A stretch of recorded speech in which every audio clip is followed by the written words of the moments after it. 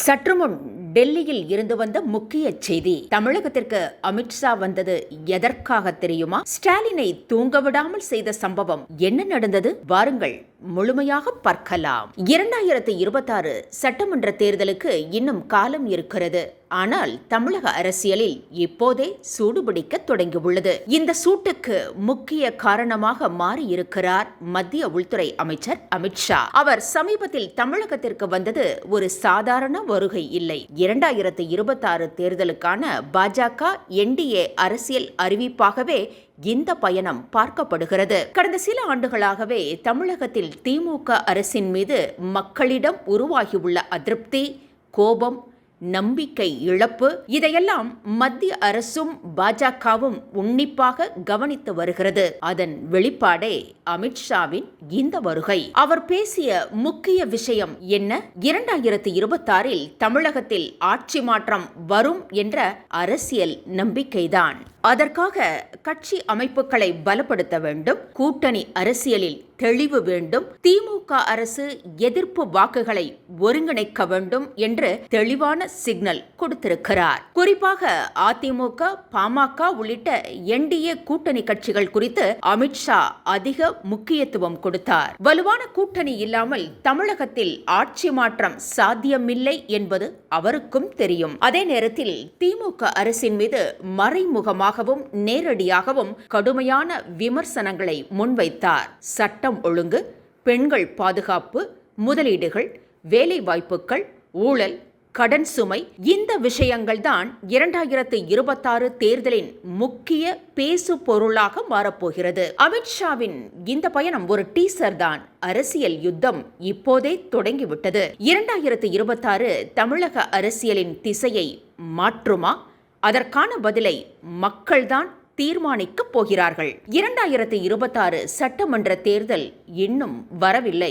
ஆனால் தமிழக அரசியல் களம் இப்போதே சூடுபிடித்திருக்கிறது. அந்த அரசியல் சூட்டுக்கு முக்கிய காரணமாக மாறியிருக்கிறார் மத்திய உள்துறை அமைச்சர் அமித்ஷா. அமித்ஷாவின் சமீபத்திய தமிழக வருகை ஒரு வழக்கமான கட்சி நிகழ்ச்சி அல்ல. இது 2026 தேர்தலுக்கான பாஜக என்டிஏ அரசியல் போர் அறிவிப்பு.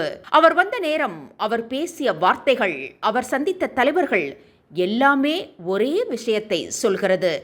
தமிழகத்தை பாஜக புறக்கணிக்கவில்லை. கடந்த சில ஆண்டுகளில் தமிழகத்தில் என்ன நடக்கிறது?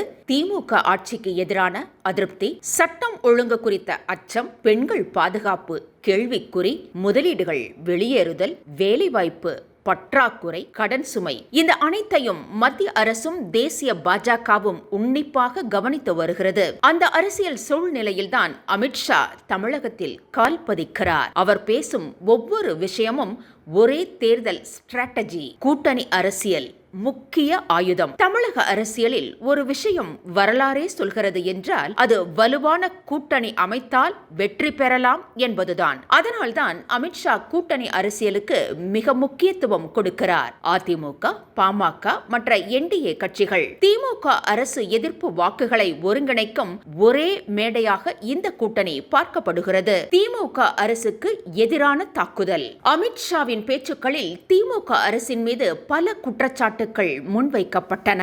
நிர்வாக தோல்வி, சட்டம் ஒழுங்கு சீர்குலைவு, ஊழல் புகார்கள், நிதி மேலாண்மை தோல்வி. 2026 தேர்தல் தமிழகத்தின் வளர்ச்சி வெட்ஸ் நிர்வாக தோல்வி என்ற மையத்தில்தான் நடக்கும். பாஜக கிரவுண்ட் லெவல் வேலை. இந்த முறை பாஜக தமிழகத்தில் மிக தீவிரமாக வேலையை தொடங்கியுள்ளது. பூத் லெவல் பாலிடிக்ஸ், கேடர் பில்டிங், சோசியல் என்ஜினியரிங், கூட்டணி கணக்குகள், இவை அனைத்தும் இப்போதே தொடங்கிவிட்டன.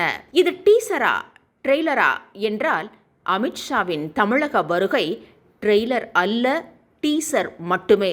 முழு அரசியல் யுத்தம் இனிதான் வரவே இருக்கிறது. முடிவாக 2026 தேர்தல் தமிழக அரசியலில் ஒரு திருப்பு முனையாக மாறப்போகிறதா? அமித்ஷாவின் இந்த குரல் அந்த மாற்றத்தின் தொடக்கமா? தீர்ப்பு மக்களிடமே உள்ளது. வரும் நாட்கள் தமிழக அரசியலை முழுமையாக மாற்றப் போகிறது.